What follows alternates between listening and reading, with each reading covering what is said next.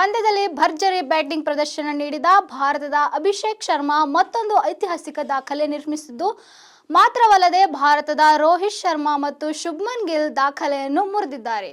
ಮುಂಬೈ ವಾಂಖೆಡೆ ಕ್ರೀಡಾಂಗಣದಲ್ಲಿ ನಡೆಯುತ್ತಿರುವ 5ನೇ ಟಿ20 ಪಂದ್ಯದಲ್ಲಿ ಮೊದಲ ಬ್ಯಾಟಿಂಗ್ ಮಾಡಿದ ಭಾರತ ತಂಡದ ಪರ ಅಮೋಘ ಬ್ಯಾಟಿಂಗ್ ಪ್ರದರ್ಶನ ನೀಡಿದ ಅಭಿಷೇಕ್ ಶರ್ಮಾ ಕೇವಲ 37 ಎಸೆತದಲ್ಲಿ ಶತಕ ಸಿಡಿಸಿದ್ದರು. ಅವರು ಈ ಅದ್ಭುತ ಇನ್ನಿಂಗ್ಸ್ನಲ್ಲಿ ಒಬ್ಬರಿಗೆ 11 ಇನ್ನಿಂಗ್ಸ್ ಮತ್ತು 7 ಬೌಂಡ್ರಿಗಳು ಸೇರಿವೆ.